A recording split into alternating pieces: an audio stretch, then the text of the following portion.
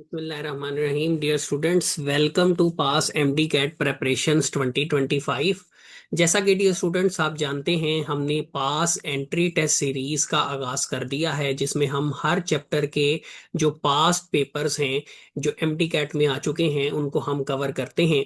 याद रखिएगा, इसमें तमाम प्रोविंसेस के एमडी कैट के जो पास्ट पेपर्स हैं वो शामिल किए गए हैं, और इसमें नम्स के जो स्टूडेंट्स हैं वो भी उनके पास्ट पेपर भी जो है वो शामिल किए गए हैं। सो वो भी इसको लाजमी जो है वो कंसीडर करेंगे। सो स्टार्ट करते हैं डियर स्टूडेंट्स। आज का जो हमारा जो चैप्टर है जिससे रिलेटेड हमने पास्ट पेपर्स कवर करने हैं, उस चैप्टर का नाम है जी दास सेल्स। तो चैप्टर नंबर 4 है according to Punjab text book की। अगर हम बात करें तो इससे रिलेटेड जितने भी हमारे पास एमसीक्यूज होंगे, आज हम उनको वन बाय वन जो है वो कवर करेंगे। सो स्टार्ट करते हैं डियर स्टूडेंट। सबसे पहले हमारे पास जो पहला एमसीक्यूज है वो है जी, due to one of the following immediately kills the cell whether it's prokaryotic और यूकैरियोटिक। वो कहता है कि इनमें से कौन सा एक ऐसा ऑप्शन, ये जो हमें ऑप्शंस दिए गए हैं, इनमें से वो कौन सी शय है जिसको अगर हम खत्म कर दें तो सेल जो है वो फौरी तौर पर क्या हो जाएगा, खत्म हो जाएगा। सेल जो है वो फौरी तौर पर क्या हो जाएगा, उसकी डेथ हो जाएगी, चाहे वो प्रोकैरियोटिक है तो चाहे वो यूकैरियोटिक है। तो डियर स्टूडेंट, हमारे पास यहाँ पे जो करेक्ट आंसर होगा वो होगा जी सेल मेम्ब्रेन। सेल मेम्ब्रेन, देखें सेल मेम्ब्रेन क्या है, ये किसी भी सेल की जो बाउंड्री है, लेट से अगर हमारे पास यूकैरियोटिक सेल है तो उसकी जो आउटर मोस्ट बाउंड्री है वो सेल मेम्ब्रेन है। लेट से अगर हमारे पास प्रोकैरियोटिक सेल है तो उसकी आउटर मोस्ट बाउंड्री भी हमारे पास क्या है, वो हमारे पास सेल मेम्ब्रेन है। तो जैसे ही हम सेल मेम्ब्रेन को खत्म करेंगे तो सेल के अंदर जितना मटेरियल होगा वो सारा जो है वो बाहर एक्सपेल आउट हो जाएगा, और यूं वो सेल जो है वो फौरी तौर पर खत्म हो जाएगा। सो सेल मेम्ब्रेन के खत्म होने से सेल जो है उसकी फौरन जो है वो क्या हो जाती है, डेथ हो जाती है। नेक्स्ट जो हमारे पास डियर स्टूडेंट्स, नेक्स्ट जो हमारे पास एमसीक्यूज है वो है जी, according to fluid mosaic model the plasma membrane is composed of which of the following. तो according to fluid mosaic model देखें तो हमारे पास जो है प्लाज्मा मेम्ब्रेन कंसिस्ट होती है consist of by layer of phospholipids, और उसके अंदर क्या होती हैं, बोथ एक्सट्रिंसिक और इंट्रिंसिक प्रोटीन्स होती हैं। सो हमारे पास डियर स्टूडेंट्स करेक्ट आंसर होगा ऑल ऑफ दीज। याद कीजिएगा, ये स्टूडेंट हमारे करंट सिलेबस का जो है वो एमसीक्यूज हमारे करंट सिलेबस का पार्ट नहीं है, लेकिन चूंकि पास पेपर में आ चुका है तो चले आप इसको एक एक्स्ट्रा एमसीक्यूज के तौर पर जो है वो कंसीडर कर सकते हैं। नेक्स्ट हमारे पास जो एमसीक्यूज है डियर स्टूडेंट्स वो है जी, हमारे पास के जो प्रोटीन्स हैं, proteins and lipids are converted into glycolipids and glycoproteins by adding carbohydrates. याद कीजिएगा डियर स्टूडेंट्स, ये जो ग्लाइकोलिपिड्स और ग्लाइकोप्रोटीन्स हैं ये बोथ ही दोनों ही क्या हैं, दीज आर कांजोगेट मॉलिक्यूल्स। और ये जो कांजोगेट मॉलिक्यूल्स हैं जो आमतौर पर मेम्ब्रेन की सरफेस पे पाए जाते हैं, ये इनको कौन बनाता है जी, इनको बनाता है गोल्जी अपरेटस। गोल्जी अपरेटस क्या करता है कि जब प्रोटीन्स और लिपिड्स गोल्जी अपरेटस में एंटर होते हैं तो गोल्जी अपरेटस उनमें कार्बोहाइड्रेट्स ऐड करके उनको ग्लाइकोप्रोटीन्स और ग्लाइकोप्रोटीन्स में कन्वर्ट कर देती है। सो गोल्जी अपरेटस हमारे पास करेक्ट आंसर होगा। नेक्स्ट है, Golgi complex is responsible for formation of secretory granules in dash cell. कौन से सेल्स के अंदर गोल्जी कॉम्प्लेक्स जो है वो सिक्रीट करने वाले ग्रेन्यूल्स बनाता है, तो वो है जी हमारे पास पेंक्रियाज। ठीक है, पेंक्रियाज सेल्स के अंदर जो है वो क्या बनते हैं, सिक्रेटरी ग्रेन्यूल्स बनते हैं। याद रखिएगा, ये जो सिक्रेटरी ग्रेन्यूल्स है ना, ये इनके अंदर क्या मौजूद होता है, इनके अंदर मौजूद होता है जी पैंक्रियाटिक एंजाइम्स होते हैं। ठीक है, और ये पैंक्रियाटिक एंजाइम्स जो हैं डियर स्टूडेंट्स, पैंक्रियाटिक जूस की शक्ल में ये एंटर किए जाते हैं या सिक्रीट किए जाते हैं ड्यूटीनम में। ठीक है, पैंक्रियाटिक एंजाइम्स को किस फॉर्म में, पैंक्रियाटिक जूस की फॉर्म में। ठीक है, तो ये कौन करता है जी, पैंक्रियास के अंदर ये परफॉर्म होता है। नेक्स्ट है जी, नेक्स्ट हमारे पास एमसीक्यूज रिपीट हो रहा है, सो इसका आंसर भी हमारे पास पेंक्रियाज ही होगा। नेक्स्ट आ जाते हैं जी, which of the following is not present in composition of endoplasmic reticulum. तो एंडोप्लाज्मिक रेटिकुलम जो है इसमें प्रोटीन्स भी होती हैं, कोलेस्ट्रोल भी होता है, लिपिड्स भी होता है, लेकिन कार्बोहाइड्रेट्स नहीं होते। ठीक है, एंडोप्लाज्मिक रेटिकुलम में कार्बोहाइड्रेट्स नहीं होते। अभी देखिए डियर स्टूडेंट, ऊपर हमने गोल्जी अपरेटस पढ़ा, तो याद रखिएगा आप, एंडोप्लाज्मिक रेटिकुलम इसमें दो टाइप्स होती हैं, एक होती है रफ एंडोप्लाज्मिक रेटिकुलम और एक होती है हमारे पास स्मूथ एंडोप्लाज्मिक रेटिकुलम। अब रफ एंडोप्लाज्मिक रेटिकुलम के पास होते हैं राइबोसोम्स, जिसकी वजह से इसके अंदर प्रोटीन लाजमी होगी। ठीक है, स्मूथ एंडोप्लाज्मिक रेटिकुलम की बात करते हैं तो ये लिपिड्स के मेटाबॉलिज्म को डील करती है, तो इसमें लिपिड्स भी आ जाएंगे, और कोलेस्ट्रोल जो है ये भी क्या है, ये भी एक सब टाइप है किसकी, लिपिड्स की। सो एंडोप्लाज्मिक रेटिकुलम में प्रोटीन्स भी आ जाएंगी, लिपिड्स भी आ जाएंगी, कोलेस्ट्रोल भी आ जाएंगे, लेकिन नहीं आएंगे तो वो कार्बोहाइड्रेट्स नहीं आएंगे। नेक्स्ट है जी, which of the following is not a function of endoplasmic reticulum. तो हमारे पास सिंथेसिस ऑफ कॉन्जुगेट मॉलिक्यूल्स। ठीक है, अभी हमने ऊपर पढ़े कौन से कॉन्जुगेट मॉलिक्यूल्स हमने पढ़े डियर स्टूडेंट, ऊपर हमने पढ़े ग्लाइकोप्रोटीन्स और ग्लाइकोलिपिड, और वहां पर मैंने आपको बताया था कि ये जो ग्लाइकोलिपिड्स और ग्लाइकोप्रोटीन्स हैं, ये जो कॉन्जुगेट मॉलिक्यूल्स हैं, ये कौन बनाता है, ये गोल्जी अपरेटस बनाता है। ठीक है, सो ये एंडोप्लाज्मिक रेटिकुलम का फंक्शन नहीं है। नेक्स्ट है हमारे पास smooth endoplasmic reticulum is abundant in what type of cells. कौन से सेल्स में स्मूथ एंडोप्लाज्मिक रेटिकुलम सबसे ज्यादा होगा, अल्टीमेटली वो सेल्स जिनमें लिपिड मेटाबॉलिज्म होता है। अभी थोड़ी देर पहले ऊपर मैंने बताया कि स्मूथ एंडोप्लाज्मिक रेटिकुलम लिपिड के मेटाबॉलिज्म को क्या कर रहा होता है, डील कर रहा होता है, और ये इसके फंक्शंस में भी आता है। नेक्स्ट है जी, 60S और 40S जो सब यूनिट्स हैं राइबोसोम के, ये कंबाइन होके कितने साइज वाला राइबोसोम बनाएंगे, तो ये बनाएंगे 80S का। ठीक है, अब 60 प्लस 40 इसको 100 नहीं कर देना डियर स्टूडेंट, क्या होगा कि 60S और 40S जब ये आपस में कंबाइन होंगे तो इनके कुछ हिस्से जो हैं वो आपस में क्या होंगे, इनवेजिनेट होंगे, एक दूसरे के अंदर एम्बेडेड होंगे, धंसेंगे, जिससे क्या होगा, कुछ हिस्सा ये जो मैं हाईलाइट कर रहा हूँ ये हिस्सा क्या हो जाएगा, रिड्यूस हो जाएगा, मर्ज होने की वजह से, एम्बेडेड होने की वजह से। सो ओवरऑल साइज क्या होगा, 80S होगा। और ये 80S किसका होता है, ये साइज होता है यूकैरियोटिक राइबोसोम का। ठीक है, ये भी हमारे पास आउट ऑफ सिलेबस है, लेकिन आप इसको लाजमी कंसीडर कीजिएगा। नेक्स्ट है जी, which statement about the nucleolus is not true. कि न्यूक्लियोलस, याद रखिएगा न्यूक्लियोलस क्या है, न्यूक्लियस के अंदर एक डार्क स्पॉट होता है जिसको न्यूक्लियोलस कहते हैं। वो कहते हैं इसके इसके बारे में कौन सी स्टेटमेंट यहां पर गलत है। ठीक है, इज नॉट ट्रू, सही नहीं है। ठीक है, तो नॉन मेम्ब्रेनस बाउंड्री ये तो ट्रू स्टेटमेंट है। ठीक है, इसके अलावा जो है इस यहाँ पर राइबोसोमल आरएनए भी बनता है। इसके अंदर दो रीजन्स होते हैं। ठीक है, सेंटर जो है एक सेंट्रल फिब्रिल एरिया होता है। ठीक है, आउटर जो है वो हमारे पास एक पेरिफेरल ग्रेनुलर एरिया होता है। ठीक है, बाहर वाला जो है वो क्या कहलाता है, पेरिफेरल। न्यूक्लियोलस का बाहर वाला पार्ट क्या कहलाता है, पेरिफेरल ग्रेनुलर एरिया। ठीक है, और जो सेंटर वाला होता है उसको हम कहते हैं, that is known as central fibril area. ठीक है, सेंट्रल फिब्रिल एरिया। तो इसके दो रीजन्स होते हैं, तो ये बात भी ठीक है। सो ये चीज के जी ये हेरिडेटरी सेंटर है, ये रॉन्ग है। ठीक है, सो ये हमारे पास यहाँ पर करेक्ट आंसर होगा। नेक्स्ट है जी, which of the following cell structure contain highest concentration of RNA. तो वो होगा जी न्यूक्लियोलस, क्योंकि न्यूक्लियोलस वो जगह है, रिमेंबर, याद रखिएगा स्टूडेंट्स, न्यूक्लियोलस वो जगह है जहां पे राइबोसोमल सब यूनिट्स बनते हैं, या आप ये भी कह सकते हैं कि राइबोसोम बनते हैं। ये सब यूनिट बनते हैं, फिर इनको असेंबल करके राइबोसोम में कन्वर्ट किया जाता है।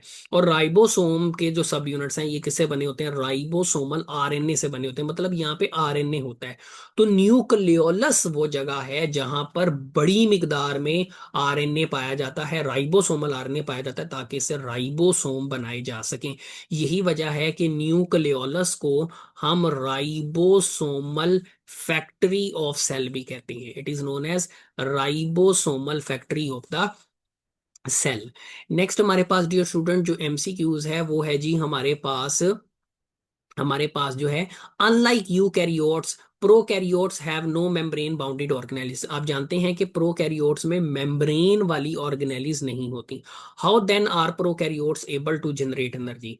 आप देखें ना, मेम्ब्रेन बाउंड ऑर्गेनेलिज, जैसा कि आप जानते हैं कि सेल के अंदर माइटोकॉन्ड्रिया जो है, सेल के अंदर, याद रखिएगा, सेल के अंदर माइटोकॉन्ड्रिया वो ऑर्गेनेली है जो क्या करती है, एटीपी एनर्जी प्रोड्यूस करती है। अब माइटोकॉन्ड्रिया क्या है, ये डबल मेम्ब्रेन बाउंडेड जो है वो ऑर्गेनेली है, डबल मेम्ब्रेन बाउंडेड ऑर्गेनेली। अब प्रोकैरियोट में तो माइटोकॉन्ड्रिया नहीं होगा, तो फिर प्रोकैरियोट एनर्जी कैसे जनरेट करेंगे, तो प्रोकैरियोट्स क्या करेंगे, अपनी प्लाज्मा मेम्ब्रेन, के गिर्द, मतलब अपनी जो सेल मेम्ब्रेन है उसके गिर्द प्रोटॉन ग्रेडियंट जो है वो जनरेट करेंगे, प्रोटॉन ग्रेडियंट जनरेट करेंगे, जिससे ये एटीपी जो है वो बना सकेंगे। ये बिल्कुल वैसा ही प्रोसेस है जैसा कि आपने बायो एनर्जेटिक्स में, अगर आपने कीमियोस्मोसिस फोटोसिंथेसिस के टॉपिक में पढ़ा हो।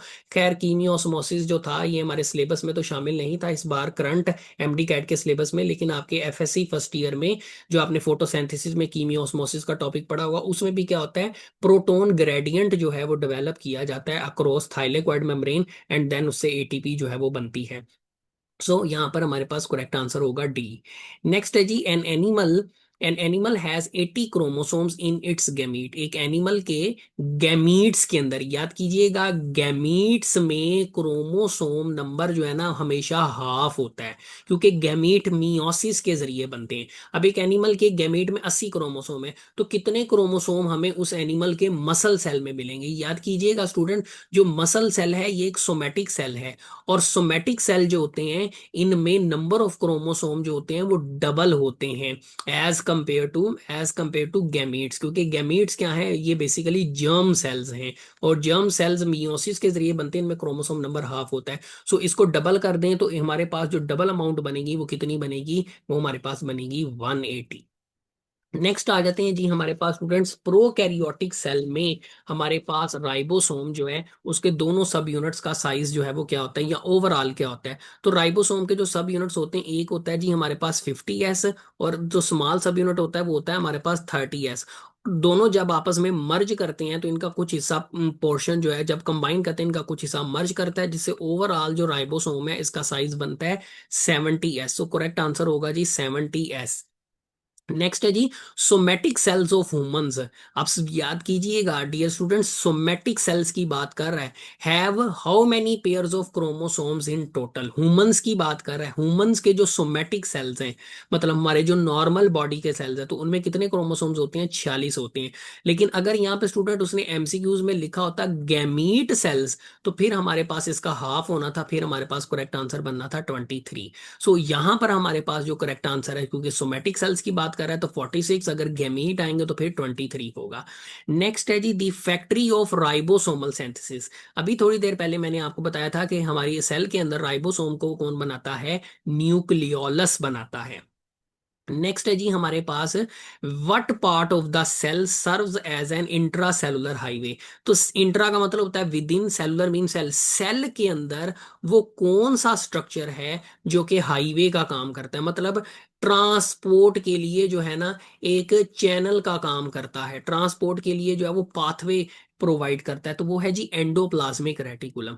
अगर आपको डेफिनेशन याद हो एंडोप्लाज्मिक रेटिकुलम की, तो it is a network of interconnected channels. अगर हम पंजाब टेक्स्ट बुक के मुताबिक बात करें तो उसके मुताबिक एंडोप्लाज्मिक रेटिकुलम क्या है? A network of interconnected channel. अब चैनल कहते हैं रास्ते को, सो इसका मतलब है ये ट्रांसपोर्ट का काम भी जो है वो करता है। नेक्स्ट हमारे पास है जी, where in a leaf mesophyll cell would you find DNA molecule? एक लीफ के मेसोफिल सेल में आप डीएनए आपको कहाँ पे मिलेगा?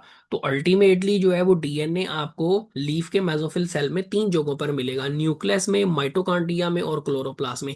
याद रखिएगा dear students, mitochondria nucleus, mitochondria और क्लोरोप्लास्ट, ये तीनों ही जो है वो बेसिकली क्या है? They comes under the category of double membrane bounded organelles. ये तीनों ही डबल मेम्ब्रेन बाउंडेड ऑर्गेनेलिस की कैटेगरी में आते हैं, और तीनों के पास क्या होता है? अपना अपना डीएनए मौजूद होता है। सो मेसोफिल सेल के अंदर आपको डीएनए इन तीनों में मिलेगा, सिर्फ न्यूक्लियस में नहीं, माइटोकॉन्ड्रिया में भी डीएनए होता है, क्लोरोप्लास्ट में भी डीएनए होता है। इसके लिए मैं आपको रिकमेंड करूंगा हमारे इसी चैप्टर के इसी वीडियो के डिस्क्रिप्शन में आपको इस चैप्टर का वन शॉर्ट लेक्चर जो है वो एमडी कैट के ऊपर आपको मिल जाएगा। पहले उसको आप तैयार करें, उसके बाद आप इन एमसीक्यूज की जो है वो प्रैक्टिस करें। नेक्स्ट है जी, prokaryotes but not eukaryotes lack which of the following structure? कि कौन सा स्ट्रक्चर प्रोकैरियोट में तो नहीं होता, ठीक है, लैक ठीक है, but not eukaryotes lack which of the following structure. तो हमारे पास जो है वो है जी माइटोकॉन्ड्रिया। कि प्रोकैरियोट में वो स्ट्रक्चर एब्सेंट होना चाहिए, लेकिन यूकैरियोट में वो स्ट्रक्चर एब्सेंट नहीं होना चाहिए। तो वो है जी माइटोकॉन्ड्रिया। चूंकि mitochondria double membrane bounded organelle है, और डबल मेम्ब्रेन बाउंडेड ऑर्गेनेली सिर्फ यूकैरियोट्स में पाई जाती हैं, ये प्रोकैरियोट्स में नहीं होती। नेक्स्ट है, आप plant cell wall is mainly composed हो। तो प्लांट की जो सेल वॉल है उसमें जो मेन केमिकल होता है वो सेलुलोज होता है, या मेट्रिक लेवल से जो है वो पढ़ते आ रहे हैं।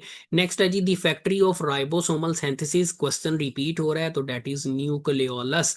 नेक्स्ट है, a group of ribosomes attach to messenger RNA. ठीक है, जब बहुत सारे, लेट्स से ये हमारे पास मैसेंजर आरएनए है, तो जब एक मैसेंजर आरएनए के साथ बहुत सारे राइबोसोम्स अटैच हो जाते हैं, तो हमारे पास जो स्ट्रक्चर बनता है उसको हम कहते हैं पोलीसोम। ठीक है, पोलीसोम। नेक्स्ट है in a bacterial cell. Bacterial cell का मतलब है, हम बात कर रहे हैं डियर स्टूडेंट्स प्रोकैरियोटिक सेल की। प्रोकैरियोटिक सेल की हम बात कर रहे हैं। तो जो प्लाज्मा मेम्ब्रेन होगी with all things present within it is called. तो बैक्टीरिया सेल में प्लाज्मा मेम्ब्रेन के साथ बाकी तमाम जो चीजें होंगी उनको कलेक्टिवली हम क्या कहेंगे, तो उनको हम कलेक्टिवली नाम देंगे, they are known as protoplast. उसको हम क्या नाम देंगे, प्रोटोप्लास्ट। ठीक है, प्रोटोप्लास्ट।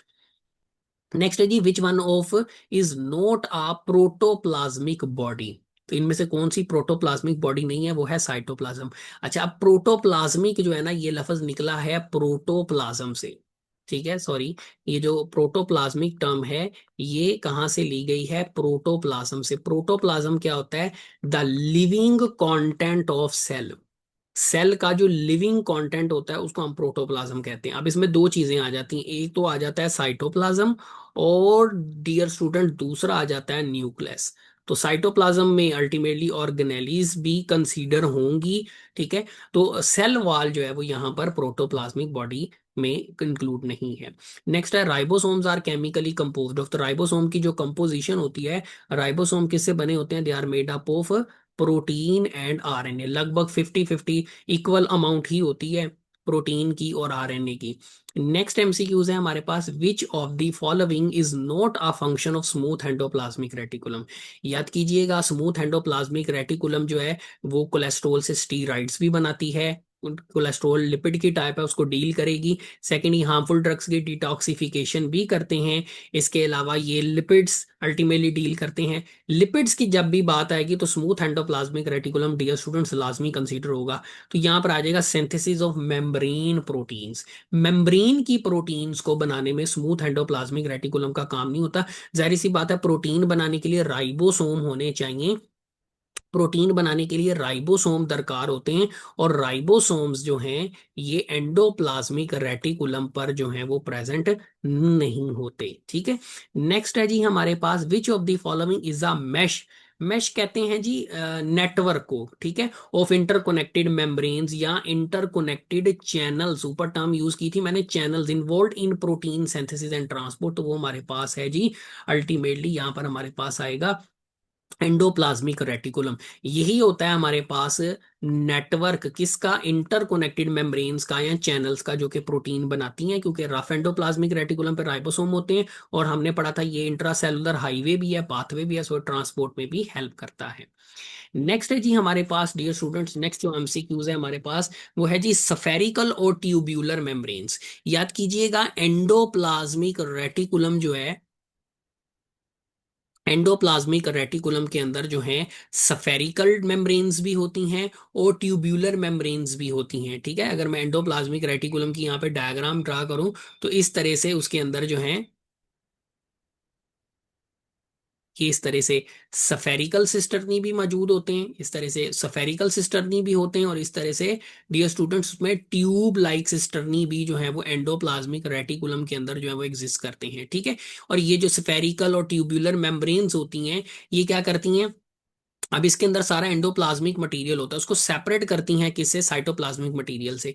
तो यहाँ पे जो मेम्ब्रेन्स होती हैं इनको हम क्या नाम देते हैं, they are known as cisternae. इनको हम क्या नाम देते हैं, सिस्टर्नी। याद कीजिएगा। नेक्स्ट है जी the organelle serving as a packaging area. जब भी हम पैकेजिंग की बात करेंगे तो सेल के अंदर एक ही ऑर्गेनेली है जिसका काम है बनने वाली चीजों की पैकिंग करना, और पैकिंग करने के बाद उनको पूरे सेल के अंदर डिस्ट्रीब्यूट करना, और वो है dear students Golgi apparatus. Golgi apparatus को हम packaging factory of the cell भी कहते हैं। और प्लांट में इसके लिए डियर स्टूडेंट्स टर्म यूज होती है डिक्टायोसोम। ये भी याद कीजिएगा, dictyosome in case of plants. Plants के केस में गोल्जी अपरेटस के लिए हम टर्म यूज कर रहे होते हैं डिक्टायोसोम। और गोल्जी अपरेटस क्या है? It is a packaging plus distributing, packaging plus distributing site in the cell. Next है जी हमारे पास according to old concept, according to old concept mitochondria and chloroplast are primitive, so they are double membrane. ठीक है, ये काफी पुरानी organelles हैं और ये डबल मेम्ब्रेन ही होती हैं। Which of the following layer is present nearest to the plasma membrane in plant cell? Plant cell में प्लाज्मा मेम्ब्रेन के गिर्द सबसे नजदीक कौन सी लेयर होती है? तो वो होती है जी हमारे पास सेकेंडरी वॉल। लेट से जी हमारे पास करेक्ट आंसर होगा जी सेकेंडरी वॉल। लेट से मैं यहाँ पे dear students plant cell draw कर रहा हूँ। ये हमारे पास एक प्लांट सेल है। प्लांट सेल में अमूमन बड़ा सा वैक्यूल होता है, न्यूक्लियस साइड पर होता है। अच्छा, अब इसके गिर्द जो है वो क्या होती है? सेल वॉल अगर हम ड्रा करते हैं तो आ जाएगी प्राइमरी सेल वॉल। ये मैंने कौन सी सेल वॉल बनाई है? Primary cell wall. इसको ट्रू वॉल भी कहा जाता है।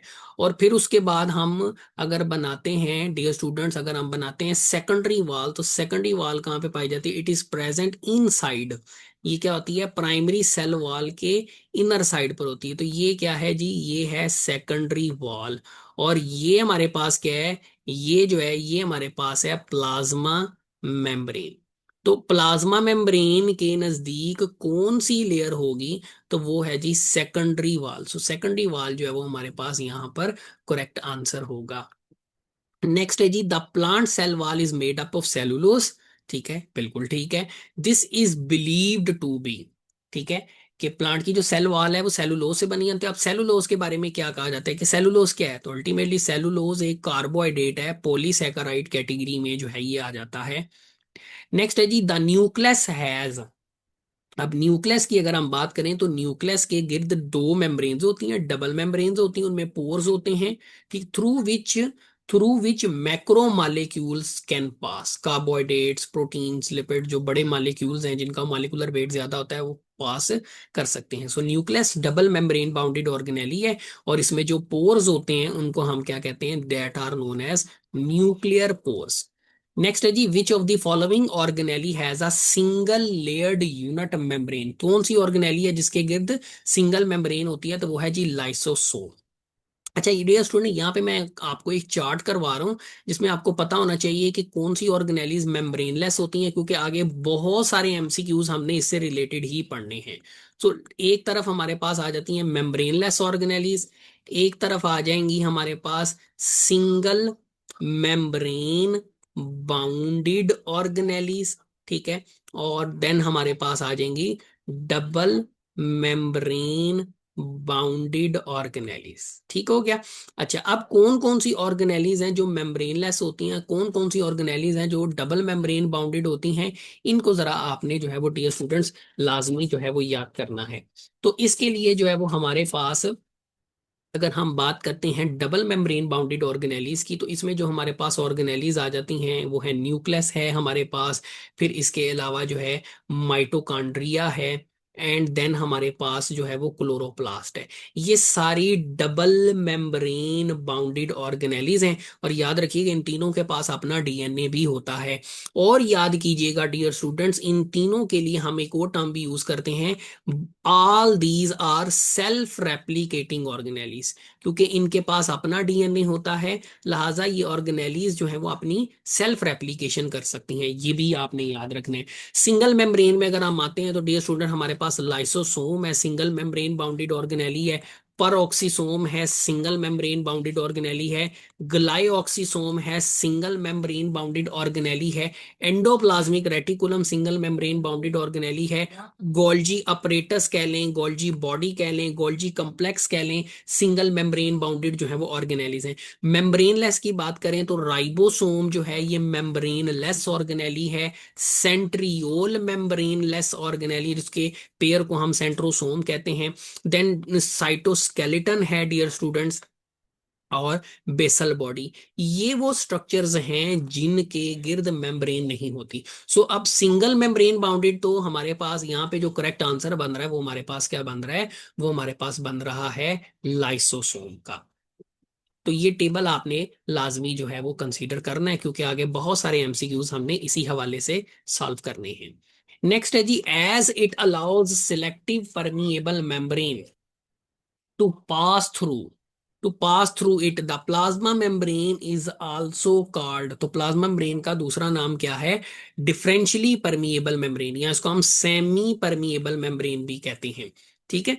नेक्स्ट है जी, द नॉन मेम्ब्रेनस ऑर्गेनेलीज। अब नॉन मेम्ब्रेनस ऑर्गेनेलीज, अभी हमने पढ़ा था कि सेंट्रियोल भी मेम्ब्रेनलेस ऑर्गेनेली है, राइबोसोम भी है, और न्यूक्लियोलस भी है। डियर स्टूडेंट, इसको भी ऐड कर लीजिएगा। न्यूक्लियोलस जो है ना, ये भी क्या है, मेम्ब्रेन लेस जो है वो ऑर्गेनेली है। ऑर्गेनेली भी कह सकते हैं इसको, आप पार्ट भी कंसीडर कर सकते हैं। सो यहाँ पे हमारे पास करेक्ट आंसर होगा all of the above. Next है जी, what region of the endoplasmic reticulum are studded with ribosomes on their outer surface of the cisternae, it is called as, तो उसको हम क्या नाम देंगे, that will be known as, उसको हम डियर स्टूडेंट्स क्या नाम देंगे जी, when regions of the endoplasmic reticulum are studied with ribosomes on their outer surface of the cisternae, it is called granular endoplasmic reticulum। ठीक है। नेक्स्ट है जी, bulk drinking of fluid by cells. तो cell जो है जब एक liquidy material को, एक फ्लूइड मटेरियल को जो है, मेरे पास इसका करेक्ट आंसर होगा डेट इज पाइनोसाइटोसिस। पाइनोसाइटोसिस जो है, इसको हम, इसका अदर नेम है सेल ड्रिंकिंग। और फेगोसाइटोसिस जो है, उसको हम कहते हैं सेल ईटिंग, जिसमें क्या होता है, एक सॉलिड मटेरियल जो है वो सेल के अंदर क्या हो रहा होता है, एंटर हो रहा होता है। नेक्स्ट है जी, all of the following are correct about mitochondria except, mitochondria में रेस्पिरेशन होती है, बिल्कुल ठीक है। इसमें अपना डीएनए होता है, ये भी ठीक है। सेल्फ रेप्लिकेट कर सकती है, इसके बारे में भी थोड़ी देर पहले मैंने आपको बताया था। फोटोसिंथेसिस नहीं कर सकती, क्योंकि फोटोसिंथेसिस जो है ये डियर स्टूडेंट्स कौन सी ऑर्गेनेली में होती है, तो ये होती है क्लोरोप्लास्ट में। नेक्स्ट है दी, प्लांट की जो सेल वॉल है उसमें कितनी लेयर्स होती हैं जी, 3 लेयर्स होती हैं। कौन कौन सी, सबसे जो है, हम प्राइमरी सेल वॉल होती है, फिर सेकेंडरी सेल वॉल होती है, फिर दो प्राइमरी वॉल्स के दरमियान एक और लेयर होती है जिसको हम कहते हैं middle, that is known as middle lamina। So 3 layer जो है वो यहाँ पे करेक्ट आंसर होगा। नेक्स्ट है जी, if living cells similar to those found on earth were found on another planet where there was no oxygen, which cell organelle would most probably be absent, तो होगी माइटोकॉन्ड्रिया। ठीक है। क्योंकि हम एक ऐसे प्लैनेट की बात करें जहाँ पे ऑक्सीजन नहीं है, जब ऑक्सीजन नहीं होगी, क्योंकि माइटोकॉन्ड्रिया एक ऐसी ऑर्गेनेली है जो कि एरोबिक रेस्पिरेशन में जो है वो इन्वॉल्व होती है, जिसमें ऑक्सीजन शामिल होती है। सो यहाँ पे ऑक्सीजन नहीं होगी, तो माइटोकॉन्ड्रिया इस ऑर्गेनेली का कोई फंक्शन नहीं होगा। नेक्स्ट है, all are membrane bounded organelles except one that lack a membrane, तो कौन सी ऑर्गेनेली ऐसी है जिसके गिर्द मेम्ब्रेन नहीं होती, तो सिंपली राइबोसोम के गिर्द मेम्ब्रेन नहीं होती। which is an example of transmembrane transport between different subcellular compartments, तो वो है जी हमारे पास transport from endoplasmic reticulum to the Golgi apparatus, कि सेल के कौन से कंपार्टमेंट्स ऐसे हैं जिसमें ट्रांस मेम्ब्रेन ट्रांसपोर्ट होती है, मतलब मेम्ब्रेन से दूसरी मेम्ब्रेन को ट्रांसपोर्ट होती है, तो वो है जी एंडोप्लाज्मिक रेटिकुलम से गोल्जी apparatus। नेक्स्ट है जी, the energy required for active transport of substance. अब एक्टिव ट्रांसपोर्ट में क्या होता है dear students, low concentration movement from low concentration to high concentration.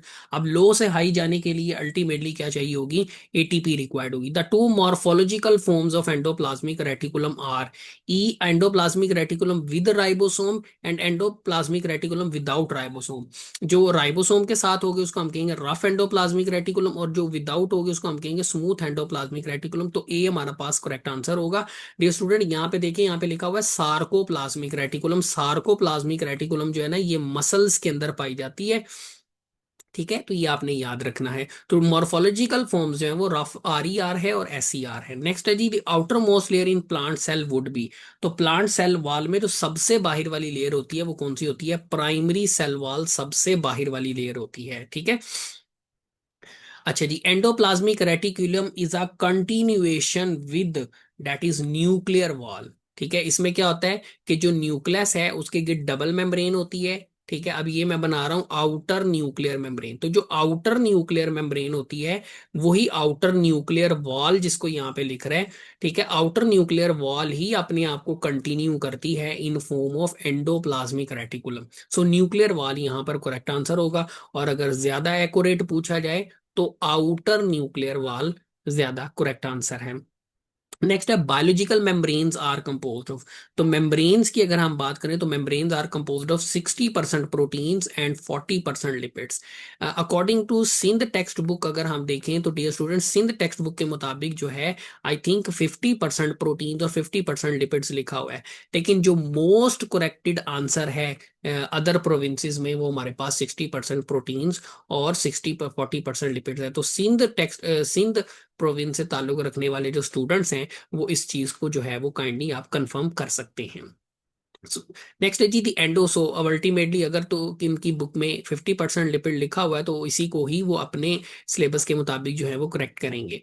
Next है जी, endoplasmic reticulum store calcium inside lumen. तो वो कौन सा एंडोप्लाज्मिक रेटिकुलम है वो अपने जो अपने ल्यूमन के अंदर कैल्शियम को जो है वो स्टोर करता है? तो वो है जी सार्कोप्लाज्मिक रेटिकुलम। और ये वाला रेटिकुलम किस में पाया जाता है? ये पाया जाता है डियर स्टूडेंट मसल सेल्स में।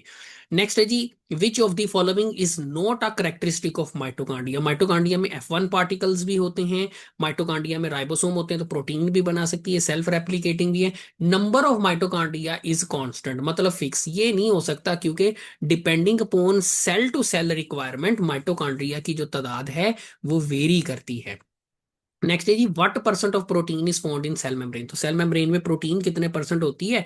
तो अभी हमने पढ़ा था 60% जो है वो प्रोटीन होती है। और अगर हम सिंध टेक्स्ट बुक के मुताबिक चलते हैं तो उसमें फिर 50% जो है वो आप आंसर लगाएंगे। नेक्स्ट है the pancreas produces secretory granules that help in digestion. इससे रिलेटेड हमने डियर स्टूडेंट शुरू में MCQs भी हमने किया था, दो बार रिपीट हो रहा था। These granules after passing through endoplasmic reticulum are pinched off from the dash. तो किसकी सरफेस से ये फिर बाहर निकलते हैं? तो ये बाहर निकलते हैं गोल्जी प्रेटस की कौन सी सरफेस से? तो ये निकलते हैं जी उसकी मेच्योरिंग फेज से। ठीक है, एक होती है सिस फेज, एक होती है ट्रांस फेज और एक होती है मेच्योरिंग फेज। ठीक है, तो सिस से जो है वो एंट्री होती है, ट्रांस जो है वो दरमियान में आ जाती है और मेच्योर से चीजें जो है वो क्या होती हैं? पिंच ऑफ होती हैं, बाहर निकलती हैं। सिस से क्या होती हैं? एंटर होती हैं। The shape of maturing phase of Golgi apparatus is. तो वो क्या होगी? That is concave. ठीक है, आमतौर पे जो सिस्टर्नी होते हैं डियर स्टूडेंट्स गोल्जी अपरेटस में, जो सिस्टर्नी होते हैं उनकी जो शेप होती है that will be like this one. ठीक है, तो इसमें ये अब जो मेच्योरिंग फेज है वो इस फेज पे एंड होगी। सिस का स्टार्ट जो है वो यहां से होगा। तो सिस में जो स्टार्ट होगा वो क्या होगी? कौन सी फेज होगी? कन्वेक्स होगी। और यहाँ पे क्या होगी? मेच्योरिंग फेज में यहाँ पे क्या होगी? That is concave. नेक्स्ट है, under compound microscope which cellular structure would differentiate a plant cell from an animal cell. तो वो होगी जी हमारे पास सेल वैक्यूल। ठीक है, अंडर माइक्रोस्कोप हम देखें, सिंपली माइक्रोस्कोप के नीचे एग्जामिन करें तो कौन सा स्ट्रक्चर होगा जो प्लांट सेल को एनिमल सेल से डिफरेंट बनाएगा? वो वैक्यूल होगा, क्योंकि प्लांट सेल में हमें बड़ा सा वैक्यूल मिलेगा जबकि एनिमल सेल में इस तरह की कोई चीज नहीं होगी, स्मॉल साइज वैक्यूल अलबत्ता मौजूद हो सकते हैं। नेक्स्ट है, the cell structure of a plant cell consist of which non living component. तो वो है जी सेल का मतलब प्लांट सेल का कौन सा स्ट्रक्चर ऐसा है जिसमें नॉन लिविंग कंपोनेंट होते हैं? तो सेल वॉल है, क्योंकि सेल वॉल में क्या होते हैं? केमिकल्स होते हैं और केमिकल्स ज्यादातर क्या होते हैं? डेड होते हैं। Which of these membranes is richest in in protein. तो कौन सी मेम्ब्रेन ऐसी है जिसमें सबसे ज्यादा प्रोटीन पाई जाती है? तो वो है इनर माइटोकॉन्ड्रियल मेम्ब्रेन, क्योंकि इसमें रेस्पिरेटरी चेन भी हो रही होती है, इसमें electron transport chain, respiratory chain जिसको हम कहते हैं, जो एरोबिक रेस्पिरेशन में इन्वॉल्व होती है, उसमें कई सारी प्रोटीन्स जो हैं मौजूद होती हैं। साइटोक्रोम्स भी इसमें आ जाती हैं। डीएनए जी कहाँ पर प्रेजेंट होता है? तो यहाँ पे जो फॉलोइंग ऑप्शंस है उनमें डीएनए माइटोकॉन्ड्रिया और क्लोरोप्लास्ट के अंदर मौजूद होता है। इसके अलावा न्यूक्लियस में भी डीएनए होता है। The main organelle involve in modification and routing of newly synthesize protein to their destination. तो वो है जी गोल्जी, वो हमारे पास क्या होगा जी, एंडोप्लाज्मिक रेटिकुलम। क्योंकि प्रोटीन जो बनानी है, the main organelle involve in the modification and routing of newly synthesized protein to their destination. तो डियर स्टूडेंट्स, यहाँ पे करेक्ट आंसर एंडोप्लाज्मिक रेटिकुलम नहीं होगा बल्कि गोल्जी बॉडी होगा। क्योंकि एंडोप्लाज्मिक रेटिकुलम प्रोटीन बनाएगी, उस प्रोटीन को भेजा जाएगा गोल्जी प्रेटस में, गोल्जी प्रेटस उसकी क्या करेगी, मॉडिफिकेशन करेगी। मॉडिफिकेशन करने के बाद उसको क्या करेगी, न्यूली सिंथेसाइज्ड प्रोटीन को क्या करेगी, उसके डेस्टिनेशन पर पहुंचाएगी। The inner membrane convolutions of the mitochondria. देखिए जी, ये हमारे पास mitochondria double membrane bounded organelle, ये आउटर मेम्ब्रेन है और ये इसकी इनर मेम्ब्रेन है। अब जो इनर मेम्ब्रेन है इसमें क्या मौजूद होती हैं, कन्वोल्यूशंस मौजूद होती हैं। ठीक है, मतलब बल मौजूद होते हैं। और ये जो बल होते हैं इनको हम क्या कहते हैं dear student, these are known as cristae. ये जो बल्स होते हैं इनको हम क्या कहते हैं, क्रिस्टाई का नाम जो है वो हम इनको देते हैं। प्रोटीन फैक्ट्री कौन सी है जी सेल के अंदर? तो सेल के अंदर चाहे वो प्रोकैरियोटिक है और चाहे वो यूकैरियोटिक है, उसमें प्रोटीन फैक्ट्री एक ही है और वो है राइबोसोम। राइबोसोमल फैक्ट्री क्या है, न्यूक्लियोलस। प्रोटीन फैक्ट्री क्या है, राइबोसोम। इसमें डिफरेंस याद रखना है आपने। सेल ऑर्गेनेली फाउंड ओनली, कौन सी ऑर्गेनेली है जो सिर्फ प्लांट में ही पाई जाती है? तो वो है जी प्लास्टिड्स। प्लास्टिड सिर्फ प्लांट्स में पाए जाते हैं। वन डिफरेंस बिटवीन प्लांट और एनिमल सेल, तो इनमें कौन सा डिफरेंस जो है वो प्लांट और एनिमल सेल के अंदर होता है कि एनिमल सेल्स के अंदर क्लीवेज फरो होती है जब वो डिवाइड करते हैं, जबकि प्लांट में क्या होती है, फ्रेगमोप्लास्ट प्लेट जो है वो बनती है जब वो डिवाइड करते हैं ड्यूरिंग साइटोकाइनेसिस। बाकी चीजें जो हैं वो ठीक हैं। तो ये हमारे पास डिफरेंस होगा। सिंगल मेम्ब्रेन बाउंडेड ऑर्गेनेलीज जो हैं यहाँ पर, ये सारी सिंगल मेम्ब्रेन है, सो ये हमारे पास करेक्ट आंसर होगा। F1 पार्टिकल्स ऑक्सीसोम भी जिन्हें कहते हैं, जिन्हें एलिमेंट्री पार्टिकल्स भी कहते हैं, कहाँ पे पाई जाती हैं जी, माइटोकॉन्ड्रिया में पाई जाती हैं। डियर स्टूडेंट्स, ये हमारे पास माइटोकॉन्ड्रिया की आउटर मेम्ब्रेन है और ये हमारे पास जो है वो इनर मेम्ब्रेन है। तो ये जो इनर मेम्ब्रेन होती है इसके साथ इनर साइड पर जो है कुछ bulb shape knob like structures attach होते हैं जिनको हम कहते हैं, these are known as F1 particles. अब F1 पार्टिकल्स का दूसरा नाम भी आपने याद रखना है, वो क्या है जी, डेट इज ऑक्सीसोम। और इनका नेक्स्ट तीसरा नाम भी याद रखना है, that are elementary particles. Next है जी, the function of nucleolus is to store. तो न्यूक्लियोलस के अंदर राइबोसोम बनते हैं, तो राइबोसोम से आपने याद रखना है कि वहां पर क्या होता है, राइबोसोमल आरएनए भी जो है वो मौजूद होता है। Which of the following structure control the transport of material into and out of cell. तो कौन सा स्ट्रक्चर ऐसा है जो सेल के अंदर और सेल के बाहर ट्रांसपोर्ट को डील करता है? तो अल्टीमेटली वो सेल मेम्ब्रेन है, सिलेक्टिवली परमिएबल मेम्ब्रेन है। सब कुछ पार्टिकल्स को एंटर होने देगी, कुछ को एंटर नहीं होने देगी। All of the following are true of about smooth endoplasmic reticulum except. तो जी स्मूथ एंडोप्लाज्मिक रेटिकुलम प्रोटीन्स को डील नहीं करती, क्योंकि प्रोटीन्स को डील करने का काम रफ एंडोप्लाज्मिक रेटिकुलम का होता है। All of the following are correct about prokaryotes except, इनमें क्रोमोसोम होता है, राइबोसोम होता है, ये तो बिल्कुल जो है वो ठीक है। ठीक है। जी इनमें they are smaller than eukaryotic cells, ये भी ठीक है। हाँ, माइटोकॉन्ड्रिया नहीं होता क्योंकि प्रोकैरियोट में मेम्ब्रेनलेस ऑर्गेनेली पाई जाती है और माइटोकॉन्ड्रिया जो है ये डबल मेम्ब्रेन बाउंडेड ऑर्गेनेली है जो सिर्फ और सिर्फ यूकैरियोटिक सेल में ही हो सकती है। Which pair of organelle can make their own protein. तो कौन सी ऑर्गेनेलीज का पेयर है जो अपनी प्रोटीन खुद बना सकता है? तो जी माइटोकॉन्ड्रिया और क्लोरोप्लास्ट, क्योंकि दोनों के पास अपना डीएनए होता है, अपने राइबोसोम्स भी होते हैं। Detoxification of harmful drug is the function of simple, very simple, it is exactly the function of smooth endoplasmic reticulum. अब ऑप्शन में नहीं है तो हमारे पास ऑप्शन होगा एंडोप्लाज्मिक रेटिकुलम। गोल्जी ऑपरेटस का ओरिजिन जो है वो कहां से हुआ था? तो Golgi apparatus originate from endoplasmic reticulum. According to Punjab text book जो है, सम साइंटिस्ट का बिलीव है कि जो गोल्जी अपरेटस है ये एक टेम्परेरी ऑर्गेनेली है, जरूरत पड़ने पर ही ये बनती है। तो इसका ओरिजिन कहाँ से होता है? एंडोप्लाज्मिक रेटिकुलम से। इसमें आपने पढ़ा होगा रफ जो एंडोप्लाज्मिक रेटिकुलम है, सॉरी, एंडोप्लाज्मिक रेटिकुलम जो है उससे क्या होते हैं, वेजिकल्स जो हैं वो बड ऑफ होते हैं और वेसिकल्स जो हैं वो बड ऑफ होने के बाद ये वेसिकल्स जो हैं ये आपस में फ्यूज होते हैं, और फ्यूज होके क्या करते हैं, सिस्टर्नी बनाते हैं। इस तरह वन बाय वन जो है सिलसिला जो है वो चलता चला जाता है, और ये जो सिस्टर्नी होते हैं इसके नेटवर्क को ही हम क्या कहते हैं, that is known as Golgi apparatus. So Golgi apparatus का ओरिजिन एंडोप्लाज्मिक रेटिकुलम से होता है। नेक्स्ट है जी, which of the following is not related to Golgi apparatus. इनमें कौन सी चीज गोल्जी अपरेटस से मुतल्लिक नहीं है। Lipid meta, which of the following is not related to Golgi apparatus. तो जी हमारे पास गोल्जी अपरेटस का काम मटेरियल्स की मॉडिफिकेशन करना भी है, ग्लाइकोसाइलेशन करना भी है, सेल सिक्रीशन करना भी है। लिपिड मेटाबॉलिज्म जो है इसका फंक्शन नहीं है, क्योंकि लिपिड मेटाबॉलिज्म किसका फंक्शन है, ये फंक्शन है जी हमारे पास स्मूथ एंडोप्लाज्मिक रेटिकुलम का। तो वो पूछ रहा है which of the following is not related, बाकी सारे रिलेट कर रहे हैं, glycosylation, addition of carbohydrates to, ये जो कॉन्जुगेट मॉलिक्यूल की सिंथेसिस हमने पढ़ी थी। नेक्स्ट है synthesis of ribosome present in chloroplast is, synthesis of ribosome present in chloroplast is, तो वो है जी 70s। ठीक है, तो क्लोरोप्लास्ट में भी जो राइबोसोम होता है that is equal to prokaryotic ribosome. ठीक है, नेक्स्ट है जी, which of the following have cell wall made up of peptidoglycan, किसकी सेल वॉल पेप्टाइडोग्लाइकेन से बनी होती है, तो वो आ जाते हैं जी bacteria like cyanobacteria. Which of the following organisms are binucleated, किन में दो न्यूक्लियस होते हैं जी, पैरामीशियम में दो न्यूक्लियस होते हैं। इसमें जो है वो एक मैक्रो कैटेगरी होती है, और एक जो है वो माइक्रो जो है वो कैटेगरी होती है। नेक्स्ट है, और ये सिलिएट्स के अंदर जो है वो आ जाते हैं, सिलिएट्स में डबल न्यूक्लियस होता है। नेक्स्ट है जी, the organelle common in prokaryotes animals and plants, कौन सी ऑर्गेनेली प्रोकैरियोट एनिमल प्लांट सब में पाई जाती है, तो वो है जी राइबोसोम, ये सब के अंदर पाई जाएगी।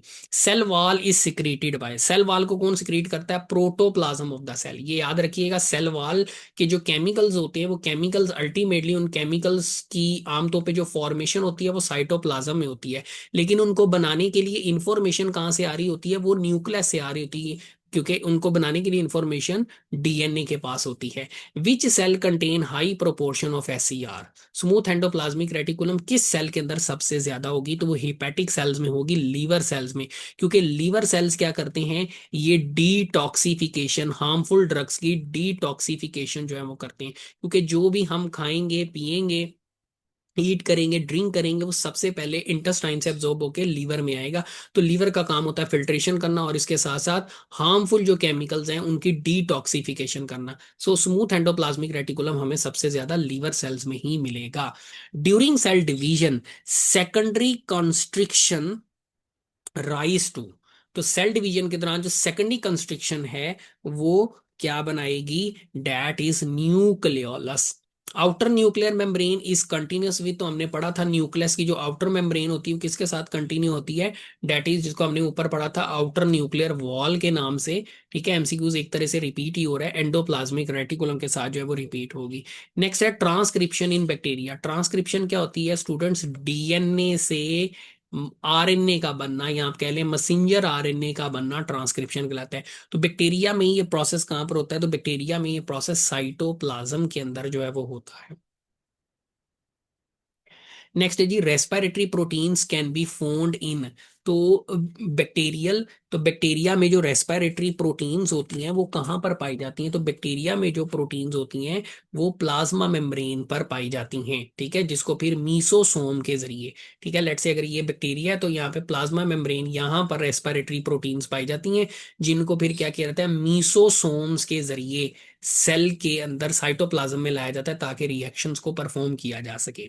मीसोसोम क्या होती है, जो इन्वेजिनेशन होती है प्लाज्मा मेम्ब्रेन की, उसको हम कहते हैं that is known as mesosome. Next है, plant deal with low temperature by accumulating. Low temperature को में प्लांट किस तरह से डील करते हैं लो टेम्परेचर को, by increasing proportion of unsaturated fatty acid. Dear students, basically ये चैप्टर से आया है, होम्योस्टेसिस चैप्टर से रिलेटेड ये एमसीक्यूज हैं। नेक्स्ट है जी, प्लाज्मिड ऑफ बैक्टीरिया इज, तो that is double stranded DNA circular.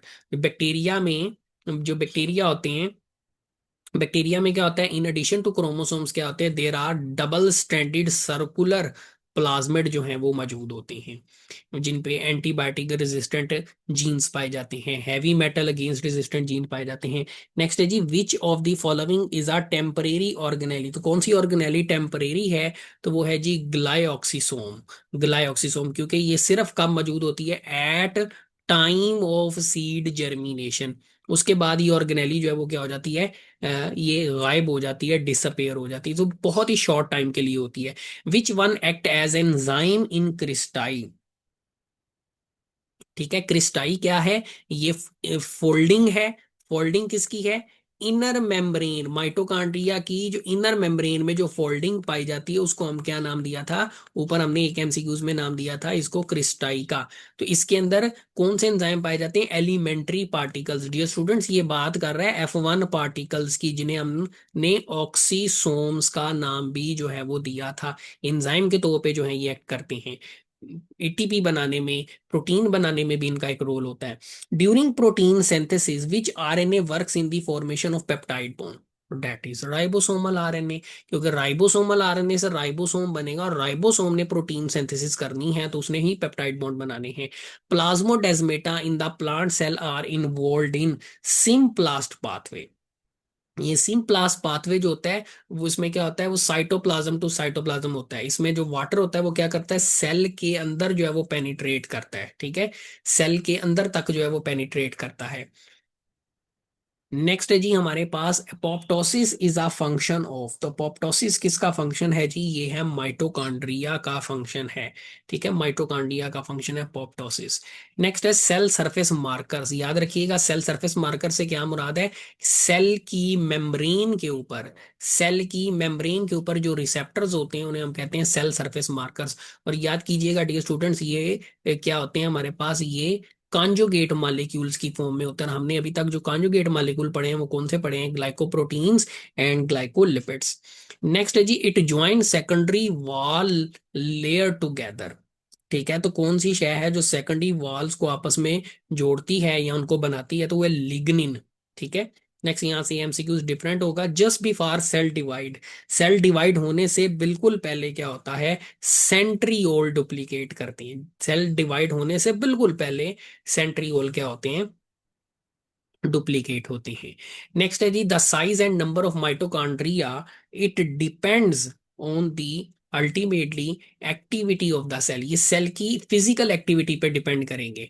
जिस सेल को ज्यादा जरूरत होगी उसमें माइटोकॉन्ड्रिया ज्यादा होंगे, जिनमें कम होगी उनमें माइटोकॉन्ड्रिया कम अवेलेबल होंगे। Lysosome enable a cell to commit suicide by a process called autolysis. Auto का मतलब क्या होता है, self, lysis mean break down. तो इसमें सेल अपनी ही क्या करता है, ब्रेक डाउन करता है, अपनी ही लाइसिस में जो है वो इन्वॉल्व होता है।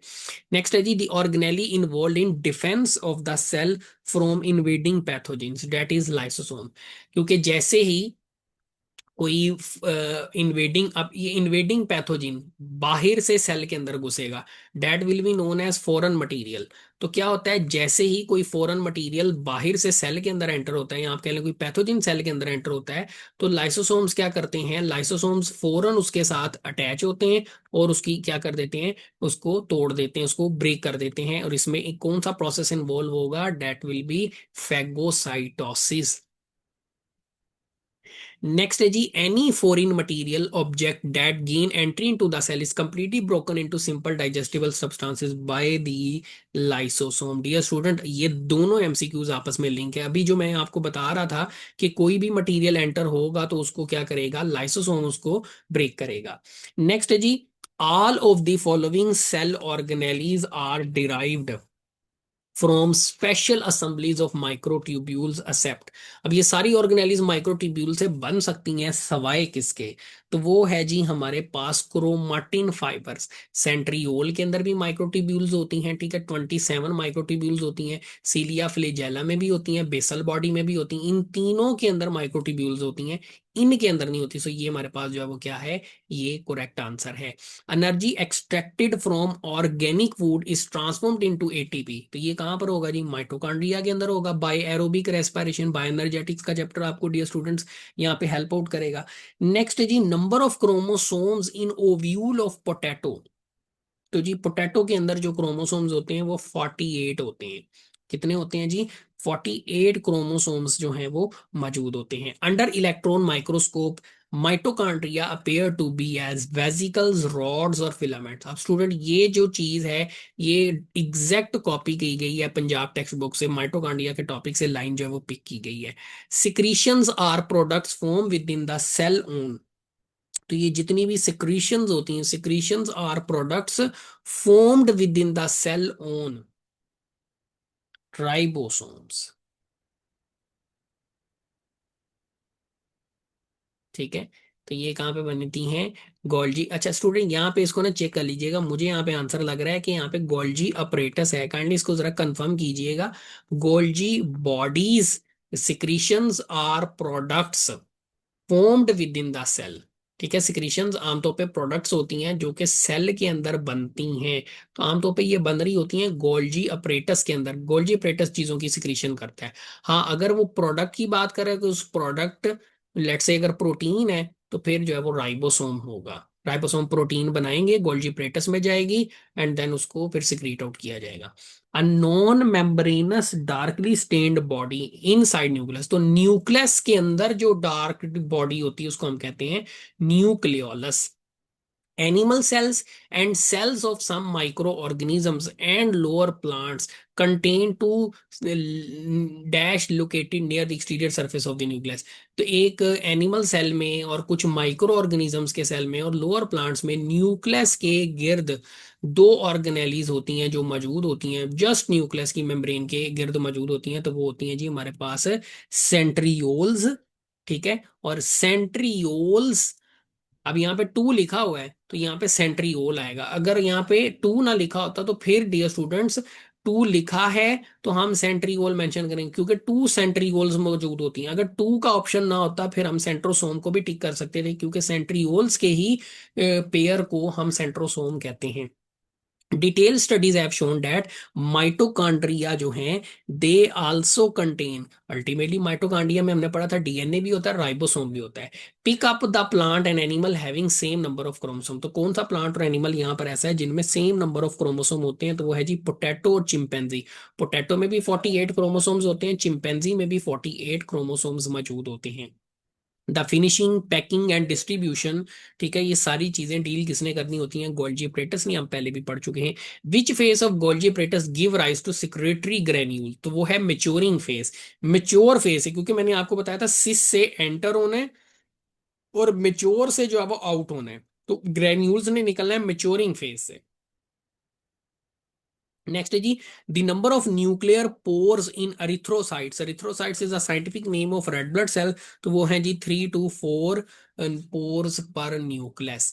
नेक्स्ट हमारे पास जो एमसीक्यूज है जी, all of the following are functions performed by endoplasmic reticulum सवाई। तो इसका काम एंजाइम की स्क्रीशन में किसी भी तरह से इन्वॉल्वमेंट नहीं है। Pick up the function not performed by SER. तो एससीआर का काम क्या है? लिपिड मेटाबॉलिज्म में हेल्प करना है। ठीक है, मैसेजेस को ट्रांसपोर्ट करना है क्योंकि चैनल है, बेसिकली मैकेनिकल सपोर्ट भी प्रोवाइड करता है। टॉक्सिफिकेशन से इसका कोई ताल्लुक नहीं है।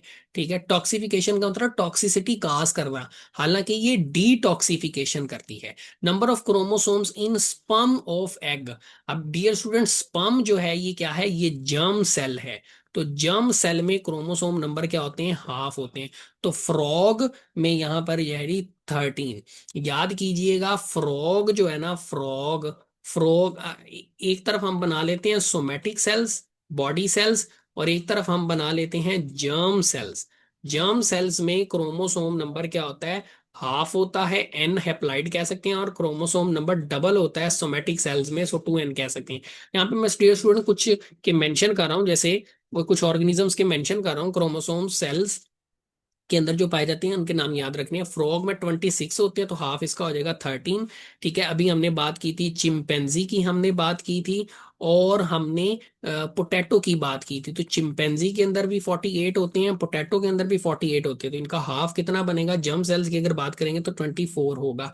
अनियन की बात करें तो अनियन में 16 होते हैं, हाफ इसका बनेगा 8।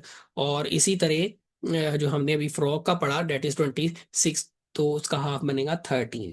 सो ये आपने याद रखना है। Endoplasmic reticulum is often continuous with, ठीक है, तो ये किसके साथ कंटिन्यू होती है? कंटिन्यू होती है प्लाज्मा मेम्ब्रेन के साथ। ठीक है, एक तरफ न्यूक्लियर मेम्ब्रेन के साथ, न्यूक्लियर मेम्ब्रेन के साथ, और दूसरी तरफ जो है, एक तरफ न्यूक्लियर मेम्ब्रेन के साथ और दूसरी तरफ प्लाज्मा मेम्ब्रेन। अब न्यूक्लियर मेम्ब्रेन ऑप्शन नहीं था तो यहाँ पे प्लाज्मा मेम्ब्रेन आएगा। नेक्स्ट है जी, the traffic between nucleoplasm and cytoplasm is controlled by nuclear pores. ठीक है, देखिए जी, ये हमारे पास सेल है, और सेल के अंदर हमारे पास ये हमारे पास यहाँ पर न्यूक्लियर मेम्ब्रेन। अब इसमें होते हैं पोर्स। ठीक है, तो ये है न्यूक्लियोप्लाज्म और ये है साइटोप्लाज्म। तो साइटोप्लाज्म और न्यूक्लियोप्लाज्म के दरमियान जो जितनी भी ट्रांसपोर्ट होनी है वो वाया, वाया का मतलब होता है के जरिए, या कंट्रोल की जाएगी न्यूक्लियर पोर्स के जरिए। Which of the following structures are deeply stained with basic dyes? तो वो है जी nuclei. The number of chromosomes in germ cells. ठीक है, तो वो कितने, अब यहाँ पे किसी का नेम मेंशन नहीं, तो वो जर्म सेल्स की बात करें तो जर्म सेल्स में क्रोमोसोम नंबर हमेशा हैप्लाइड होते हैं। हैप्लाइड करेक्ट आंसर होगा, हाफ होते हैं। Engulfment of bacteria by certain white blood cells. अब व्हाइट ब्लड सेल्स क्या करते हैं, बैक्टीरिया को एनगल्फ कर लेते हैं। ठीक है, तो ये कौन सा प्रोसेस होगा, डेट इज फैगोसाइटोसिस। ठीक है, नेक्स्ट है जी, example of naturally enucleated cell is. E का मतलब होता है विदाउट। कौन सा सेल ऐसा है जिसमें न्यूक्लियस नहीं होता, तो वो होते हैं मेच्योर रेड ब्लड सेल। याद रखिएगा डियर स्टूडेंट, जब रेड ब्लड सेल बनते हैं उस वक्त इनमें न्यूक्लियस होता है, लेकिन जब ये मेच्योर हो जाती हैं तो इनमें न्यूक्लियस नहीं होता। Dash granules are pinched off at the maturation phase of Golgi apparatus. तो वो कौन से हैं जी, वो हमारे पास हैं जी सिक्रेटरी ग्रेन्यूल, सिक्रीशन में इन्वॉल्व होते हैं। नेक्स्ट है blebs from tips of dash fuse with dash cisternae. तो ब्लेब्स जो हैं ये स्मूथ एंडोप्लाज्मिक रेटिकुलम की टिप से निकलेंगे और फ्यूज होंगे किसके साथ, गोल्जी अपरेटस के साथ जो है फ्यूज होंगे। A structure within a cell that carries out specific function. Cell के अंदर वो स्ट्रक्चर जो एक खास फंक्शन परफॉर्म करता है तो वो होता है organelle. The factory of ribosome that is nucleolus. Already जो है वो हम ये टॉपिक जो है वो कर चुके हैं जी। Proteins are transformed into glycoproteins and glycolipids by, तो ये हम पहले भी कर चुके हैं। दीज आर कॉन्जुगेट मॉलिक्यूल्स, इनको कौन बनाएगा, गोल्जी अपरेटस। ये एमसीक्यूज डियर स्टूडेंट्स आप रहने दें, इसमें डायग्राम नहीं है। The protein released by the cell into extra cellular environment follow the following route. तो कौन सा रूट फॉलो करती है, राइबोसोम में प्रोटीन बनेगी, जैसे जब वो एंडोप्लाज्मिक रेटिकुलम के चैनल्स के थ्रू वो जाएगी गोल्जी अपरेटस में, और गोल्जी अपरेटस उनको पैक करके उनको क्या करेगी, सेल से बाहर जो है वो निकाल देगी। The rate of sedimentation of eukaryotic ribosome is eighty S. ये जो S S Svedberg unit it stands for rate of sedimentation, stands for rate of sedimentation. Soluble sap surrounding the chromatin network. देखिए जी, ये हमारे पास सेल है और ये cell का लेट से न्यूक्लियस है। तो न्यूक्लियस में यहाँ पर क्रोमाटिन मटेरियल मौजूद है। अब इस क्रोमाटिन मटेरियल के इर्द गिर्द क्या होता है, एक वाटर लाइक फ्लूइड जो है वो मौजूद होता है। ये जो वाटर लाइक फ्लूइड है, इसको हम डियर स्टूडेंट्स क्या नाम देंगे, that will be known as nucleoplasm. इसको हम क्या नाम देंगे, that is known as nucleoplasm. The ribosomal RNA is synthesized and stored in. तो जो राइबोसोमल आरएनए है वो कहाँ पे बनता है, वो बनता है जी न्यूक्लियोलस के अंदर, और यहीं वहीं पर इनको फिर असेंबल करके राइबोसोम जो है वो बनाए जाते हैं। Rough endoplasmic reticulum is marked by. तो रफ एंडोप्लाज्मिक रेटिकुलम की निशानदेही कैसे होती है, ultimately by presence of ribosomes. Protein synthesized on ribosomes are pushed into. तो जब राइबोसोम के ऊपर प्रोटीन बन जाती हैं तो फिर वहां से उनको कहाँ पे पुश किया जाता है, into channels of endoplasmic reticulum. Student ऊपर हमने ये पूरा पाथवे पढ़ा। तो राइबोसोम में जब प्रोटीन बन जाती हैं तो उसके बाद वो कहाँ पे जाती हैं, वो एंडोप्लाज्मिक रेटिकुलम के चैनल्स के पास भेज दी जाती हैं। न्यूक्लियस की अगर हम बात करें तो न्यूक्लियस क्या है, न्यूक्लियस जो है it is deeply stained with acidic dyes. Nucleus जो है ये एसिडिक डाइज से जो है वो डीपली स्टेन्ड होता है, ये आपने याद रखना है। Minimum number of nuclear pores are found in. सबसे कम नंबर जो है न्यूक्लियर पोर्स के किसके अंदर पाए जाते हैं, डिफरेंशिएटेड सेल्स के अंदर जो है वो पाए जाते हैं। Organelle involve in synthesis of ATP, very simple, mitochondria का काम है एटीपी बनाना। Number of chromosome in diploid cell, देखिए डिप्लाइड की बात कर रहा हूं, फ्रूट फ्लाई, तो वो होते हैं जी 8। ठीक है, फ्रूट फ्लाई साइंटिफिक नेम है जी ड्रोसोफिला मिलानोगेस्टर। इसका साइंटिफिक नेम है ड्रोसोफिला मिलानोगेस्टर, साइंटिफिक नेम है। तो इसको जब हैंड रिटन करेंगे तो अंडरलाइन करेंगे। इसमें 8 क्रोमोसोम्स होते हैं। और जर्म सेल्स में 4 होंगे। The processed enzymes are budded off as Golgi vesicles and are known as, ठीक है, उनको फिर हम क्या नाम देते हैं जी, उनको हम नाम देते हैं प्राइमरी लाइसोसोम्स का। ठीक है, तो ये लाइसोसोम जो बनते हैं, अब लाइसोसोम में जो एंजाइम्स होते हैं वो गोल्जी अपरेटस से ही जो है वो निकलते हैं। ठीक है, जब ये फंक्शन परफॉर्म करना शुरू हो जाते हैं फिर हम इनको सेकेंडरी का नाम देते हैं, सेकेंडरी लाइसोसोम्स का। The organelle associated with degeneration of various body parts during development is lysosome से एंजाइम रिलीज होते हैं जो अपोप्टोसिस करवाते हैं, जिससे बॉडी पार्ट्स जो है वो उनकी डीजनरेशन जो है वो होती है, उनकी डीजनरेशन होती है। नेक्स्ट हमारे पास जो है expansion of newly formed, expansion of newly formed plant cell occurs by pressure exerted by the vacuole. Vacuole में जब वाटर स्टोर होगा उससे प्रेशर क्रिएट होगा जिसको हम टर्गर प्रेशर कहते हैं, जो कि प्लांट सेल की एक्सपेंशन का बायस भी बन सकता है, जिससे प्लांट में टर्जिडिटी पैदा होती है। Presence of ribosome and DNA in mitochondria, ये किस चीज को इंडिकेट कर रहा है? देखिए डीएनए के पास होगी इंफॉर्मेशन, वो इंफॉर्मेशन जाएगी राइबोसोम के पास और राइबोसोम उसके मुताबिक क्या करेगा, अल्टीमेटली प्रोटीन जो है वो तैयार कर देगा। नेक्स्ट है जी outer surface of Golgi apparatus is called, वो है जी फॉर्मिंग फेस। आउटर सरफेस जो है वो क्या कहलाएगी, फॉर्मिंग फेस। दस जहां से वो बनना शुरू होगी, द स्फेरिकल और ट्यूबुलर मेम्ब्रेन, ये हमने पहले भी डियर स्टूडेंट्स कर लिया हुआ है, इस करेक्ट आंसर है cisternae. The outer nuclear membrane has no direct contact with, तो उसका जो कांटेक्ट होता है वो न्यूक्लियोप्लाज्म के साथ नहीं होता, न्यूक्लियोप्लाज्म के साथ जो है वो बेसिकली इनर मेम्ब्रेन डील कर रही होती है, क्योंकि ये इनर न्यूक्लियर मेम्ब्रेन है, इसके अंदर सारा न्यूक्लियोप्लाज्म है। आउटर न्यूक्लियर मेम्ब्रेन बाहर वाली साइड पे जो है वो मौजूद होती है, सो उसका कोई भी कॉन्टेक्ट नहीं होता। हाँ उसका कॉन्टेक्ट होता है तो वो डायरेक्ट कॉन्टेक्ट होता है एंडोप्लाज्मिक रेटिकुलम के साथ। नेक्स्ट है जी हमारे पास centromere is the place on a chromosome where, centromere वो जगह है जहां पे स्पिंडल फाइबर्स आकर अटैच होते हैं। लेट्स से अगर मेरे पास ये क्रोमोसोम है तो ये है सेंट्रोमेयर, इसके गिद काइनेटोकोर प्रोटीन होती है जहां पर आकर स्पिंडल फाइबर्स अटैच होते हैं, फिर हम उन स्पिंडल फाइबर्स को काइनेटोकोर फाइबर्स का नाम देते हैं। नेक्स्ट है most of the eukaryotic sales, ज्यादातर जो यूकैरियोटिक सेल्स हैं वो क्या होते हैं, वो माइक्रोस्कोपिक होते हैं, आम आंख से नजर नहीं आते। For extra cellular digestion enzymes are released by, तो अल्टीमेटली एंजाइम्स कहां से आएंगे, लाइसोसोम से ही जो है वो रिलीज्ड किए जाएंगे। Dash is exact replica of chromosomes, तो वो क्या है जी हमारे पास एग्जैक्ट जो रेप्लिका है वो है जी हमारे पास क्रोमाटिड। जाहिर सी बात है क्रोमाटिड जो है क्रोमोसोम का ही पार्ट है तो उसी की एग्जैक्ट कॉपी होगी। Dash are found in most eukaryotic cells, lysosomes जो हैं वो यूकैरियोटिक सेल में सबसे ज्यादा जो है वो पाए जाते हैं, ज्यादातर यूकैरियोटिक सेल्स में आपको लाइसोसोम लाजमी मिलेंगे।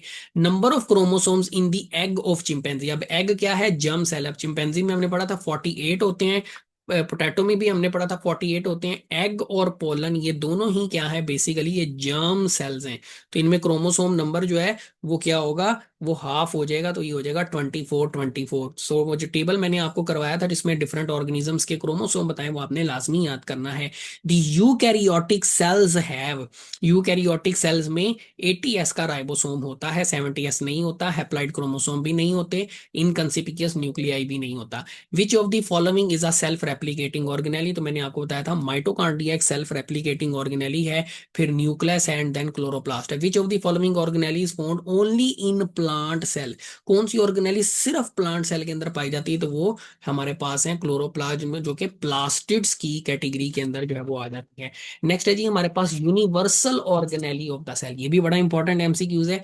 यूनिवर्सल ऑर्गेनेली का मतलब है जो हर सेल में ही आपको मिलेगी, चाहे प्रोकैरियोटिक है चाहे यूकैरियोटिक है, कोई भी सेल है तो वो राइबोसोम है। Pick up single membrane bounded organelle, तो इनमें single membrane bounded organelle vacuole है, इसमें इसमें मेम्ब्रेन होती ही नहीं है। ये भी single membrane sorry double membrane bounded है और ये भी डबल मेम्ब्रेन बाउंडेड है। The organelle involve in detoxification, तो हमने पढ़ा था स्मूथ एंडोप्लाज्मिक रेटिकुलम जो है वो डिटॉक्सिफिकेशन में इन्वॉल्व होती है। याद रखें उसने ऑर्गेनेली पूछा है, उसने ऑर्गन नहीं पूछा, अगर ऑर्गन पूछेगा देन लीवर आप करेक्ट आंसर लगाएंगे। केमिकली क्रोमोसोम्स की अगर हम बात करें तो क्रोमोसोम किससे बने होते हैं, डीएनए और प्रोटीन से, और उन प्रोटीन्स को हम नाम देते हैं that are known as histone proteins. Newly ribosomes are dash in nucleolus, तो नए राइबोसोम्स असेंबल्ड होते हैं, बनाए जाते जाते हैं कहाँ पे, न्यूक्लियोलस में। एस जो है, एस स्वेडबर्ग यूनिट है, जो कि कहाँ पे यूज होता है, अल्ट्रा सेंट्रीफ्यूगेशन में यूज होता है। राइबोसोम अल्ट्रा सेंट्रीफ्यूगेशन पर ही जो है वो क्या होते हैं, वो सेडिमेंट होते हैं, इनके सब यूनिट्स में। Mitochondria very widely with respect to the following properties except role in cell. ठीक है, तो माइटोकॉन्ड्रिया डिफरेंट हो सकते हैं एक दूसरे से, लेकिन इनका जो रोल है वो अल्टीमेटली सेम रहेगा, that is ATP formation. Protein synthesized in a cell are converted into finished products. तो अल्टीमेटली कोई भी चीज सेल के अंदर बनेगी उसको फिनिश्ड फाइनल प्रोडक्ट में कन्वर्ट कौन करता है, गोल्जी apparatus में। देन उसको वेजिकल में पैक करके, उसको गोल्जी वेजिकल कहते हैं, उसको डेस्टिनेशन पर भेजा जाता है। वो इनसाइड सेल भी हो सकता है, आउटसाइड सेल भी हो सकता है। इसलिए हम इसको distribution and shipping factory, packaging factory of the cell भी कहते हैं। The organelle that act as a power house. Power house का मतलब जहां पे एनर्जी बनती है, एटीपी बनती है, तो वो हमारे पास एक ही है, that is mitochondria. Cisternae stacks are continuously formed by fusion of transport vesicles of endoplasmic reticulum की। याद है आपको, मैंने बताया था एंडोप्लाज्मिक रेटिकुलम से वेजिकल्स बर्ड ऑफ होते हैं, जो फिर फ्यूज होते हैं, और फ्यूज होकर क्या करते हैं, गोल्जी apparatus सिस्टर्नी जो है वो बनाते हैं।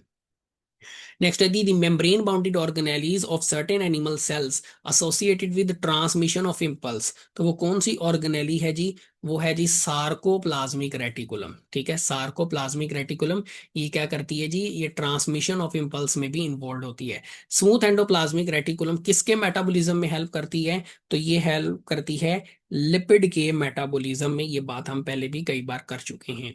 Nucleus cannot be visualized in a dividing cell, क्योंकि डिवाइडिंग सेल में जो न्यूक्लियस होता है वो क्या हो जाता है, डिसअपेयर हो जाता है इन प्रोफेज। प्रोफेज के अंदर ही, मतलब at start of cell division ही क्या हो जाता है, न्यूक्लियस गायब हो जाता है। Which of the following organelle stand out slightly darker than the surrounding cytoplasm and cytoplasmic organelles, तो वो है जी न्यूक्लियोलस। ठीक है, लेट से हमारे पास ये सेल है, अब उस सेल में बहुत सारी ऑर्गेनेलीज पड़ी हुई हैं, ठीक है, और साइटोप्लाज्म भी है। इनमें कौन सी चीज डार्क होगी, तो वो होगी जी न्यूक्लियस। न्यूक्लियस के अंदर कौन डार्क होगी, अगर यहाँ पे पूछता न्यूक्लियोप्लाज्म एंड क्रोमोसोम, तो देन हमारे पास फिर आना था न्यूक्लियोलस, हमारे पास डियर स्टूडेंट्स करेक्ट आंसर आ जाना था। नेक्स्ट है जी eukaryotic cells are generally mononucleate, इनमें एक ही न्यूक्लियस होता है। The membrane that very widely in appearance from cell to cell. तो कौन सी ऑर्गेनेली है जो सेल टू सेल अपनी अपीयरेंस जो है वो चेंज करती रहती है, तो वो है endoplasmic reticulum. During animal cell division spindle fibres किससे बनते हैं, तो सेंट्रियोल्स का डियर स्टूडेंट्स काम है spindle fibre banana. Dash is a prokaryote while dash is a eukaryote. तो इनमें इकोलाई अक्सर आपने पढ़ा होगा, प्रोकैरियोट है, और पैरामीशियम जो है ये क्या है, यूकैरियोट है। कौन सी ऑर्गेनेली है जो कि प्रेजेंट नहीं होती एनिमल सेल में, तो जी वो है centriole. Select the organelle which is only present in animal cell, जो सिर्फ एनिमल सेल में पाई जाती है, सिर्फ एनिमल सेल में, तो वो है सेंट्रियोल्स। नेक्स्ट है DNA molecule in prokaryotes is, तो single circular double stranded molecule not bounded by the membrane. ठीक है, प्रोकैरियोट्स में जो डीएनए होता है वो सिंगल होता है, सर्कुलर होता है, और डबल स्ट्रैंडेड फॉर्म में पाया जाता है। The intake of liquid material, liquid material को इनटेक किया जाता है, तो हमने कौन सा वर्ड यूज किया था, पाइनोसाइटोसिस। सॉलिड मटेरियल को इनटेक किया जाता है, तो देन हम कौन सा वर्ड यूज करेंगे, that is a phagocytosis. Next is secretion of digestive enzymes from the cell of pancreas is an example of exocytosis. Exo mean outside, बाहर निकालना। The organelle does not have a bilayer membrane. कौन सी organelle है जिसमें membrane के अंदर bilayer नहीं है, तो वो है अल्टीमेटली जिसके जिसके गिर्द मेम्ब्रेन ही नहीं है, क्योंकि मेम्ब्रेन हमेशा बाई उसमें बाई लेयर ऑफ लिपिड ही मौजूद होते हैं। तो जिस ऑर्गेनेली के गिर्द मेम्ब्रेन नहीं होगी उसमें बाई लेयर भी नहीं होगी। Which of the following occur as a cell surface markers, तो ये हमने पढ़ा था ग्लाइकोप्रोटीन्स। ग्लाइकोप्रो which of the following occur as cell surface markers, glycoproteins and glycolipids. अच्छा, अब यहाँ पे हमने ग्लाइकोप्रोटीन्स क्यों लगाया, क्योंकि ज्यादा, अब इन दोनों में अगर हम कंपैरिजन करें तो इनमें ज्यादा ग्लाइकोप्रोटीन्स ही होती हैं। नेक्स्ट है जी which of one of the following organelle is found in both prokaryote and eukaryote, तो राइबोसोम है। Fibres of the extra cellular matrix are attach to dash of the cell membrane, तो ये किसके साथ अटैच होते हैं, ग्लोबुलर प्रोटीन्स के साथ अटैच होते हैं। Students were asked to give a guess about unicellular organism with darkly stained nucleus. Student से पूछा जा रहा है कि बताएं कौन सा यूनिसेलुलर ऑर्गेनिज्म है जिसमें न्यूक्लियस डार्कली स्टेन्ड होता है। Which of the following can be straight away excluded from the list. तो सबसे पहले कौन सी इनमें से कौन सी आउट हो जाएगा, तो वो हमारे पास होगा जी लैक्टोबैसिलस। ठीक है, lactobacillus.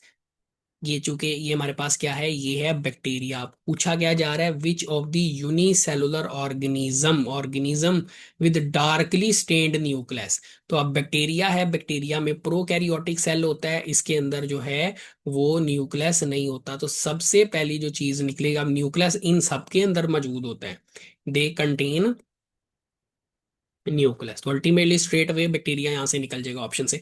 All cells are exclusively surrounded by, तमाम सेल्स के गिर्द अल्टीमेटली सेल मेम्ब्रेन होगी, चाहे वो प्रोकैरियोटिक सेल है चाहे वो यूकैरियोटिक सेल है। नेक्स्ट है जी, unwanted substances may enter into cell by down hill movement. ठीक है, हाई टू लो। नेक्स्ट है जी, unlike prokaryotic cells eukaryotic cells जो हैं उनके अंदर न्यूक्लियर मेम्ब्रेन होती है। जाहिर सी बात है, उनमें न्यूक्लियस होगा तो न्यूक्लियर मेम्ब्रेन भी होगी। अनलाइक का मतलब होता है की तरह ना होना। A process that is present to prokaryote but missing in, present to eukaryote but missing in prokaryotes. तो कौन सी शय है, वो है जी मियोसिस।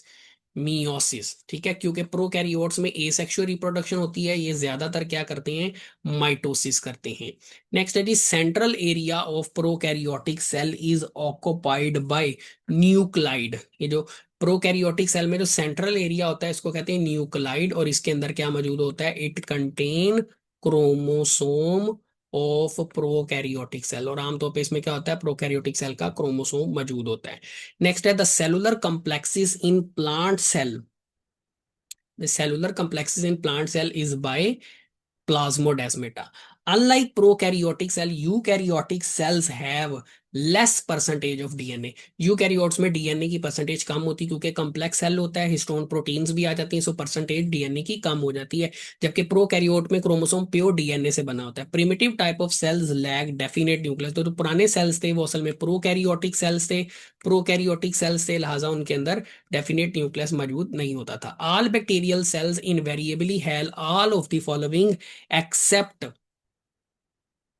यहाँ पे डियर स्टूडेंट्स ऑप्शन आना था प्लाज्मिड। ठीक है, तो ये हमारे पास करेक्ट आंसर होगा। नेक्स्ट है जी, animal cells never suffer from, ये इसका करेक्ट आंसर डियर वो है साइक्लोसिस। डियर स्टूडेंट्स ये ऑप्शन यहाँ पे रॉन्ग है, साइक्लोसिस इसका करेक्ट आंसर है। नेक्स्ट है जी, ऑब्जेक्टिव लेंस 50x है और आईपीस लेंस 40s है, तो मैग्निफिकेशन पावर क्या होगी, तो सिंपली आपने स्टूडेंट को क्या करना होता है, मल्टीप्लाई करना होता है, 2000 आ जाएगा आपके पास। नेक्स्ट है जी, 15 micrometre size object is observed under light microscope. इतना आईपीस लेंस है और इतना जो है वो ऑब्जेक्टिव लेंस है। सिंपल इनको क्या कर दें आप, जो है सिंपली इनको आपने क्या करना है, एक 15 माइक्रोमीटर का ऑब्जेक्ट है, 15 माइक्रोमीटर का डियर स्टूडेंट्स ऑब्जेक्ट है आपके पास। ठीक है, जिसको आप इतनी पावर के माइक्रोस्कोप से जो है वो देख रहे हैं, तो इसको ये हमारे पास क्या आ जाएगा, ये आ जाएगा हमारे पास 750 माइक्रोमीटर।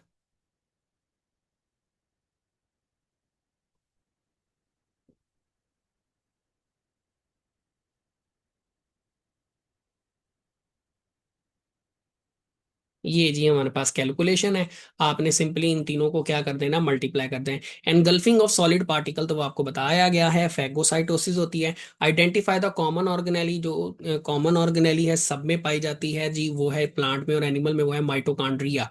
पेप्टाइडोग्लाइकेन और म्यूरेन इज अ स्पेशल फीचर, ये किसमें पाया जाता है जी, ये पाया जाता है बैक्टीरिया की सेल वॉल के अंदर जो है ये पाया जाता है। नेक्स्ट हमारे पास है nucleoid is a structure not found in goblet cells. ये cells, goblet cell eukaryotic cell है, ठीक है, स्टमक के अंदर पाया जाता है। ये सारे बैक्टीरिया हैं, टाइप्स हैं, प्रोकैरियोट्स हैं, तो इनके अंदर ही न्यूक्लाइड होगा, गॉबलेट सेल में नहीं होगा। Eukaryotic cells differ from prokaryotic cell in all of the following except presence of ribosomes.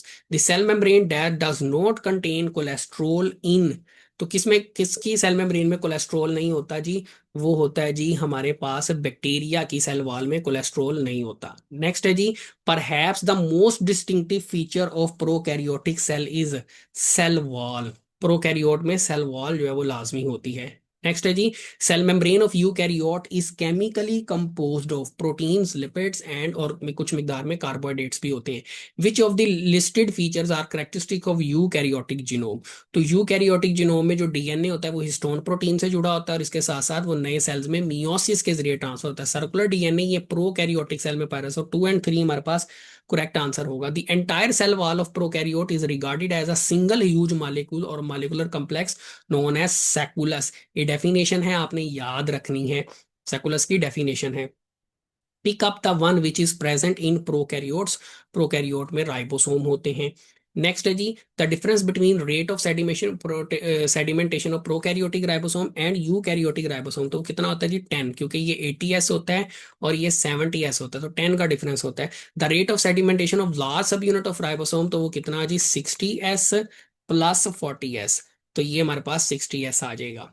Next है जी, a prokaryotic cell divide by binary fission.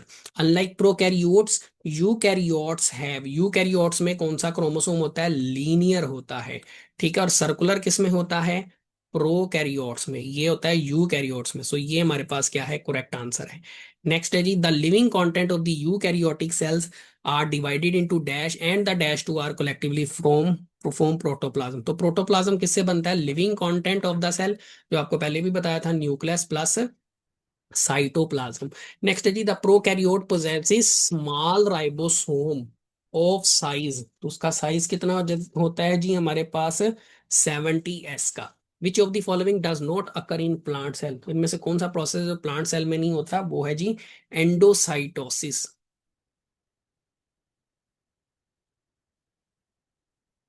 इसको स्टूडेंट चेक कर लीजिएगा। आई थिंक मेरे ख्याल में एक्टिव ट्रांसपोर्ट है, तो काइंडली स्टूडेंट्स को कंफर्म कीजिएगा।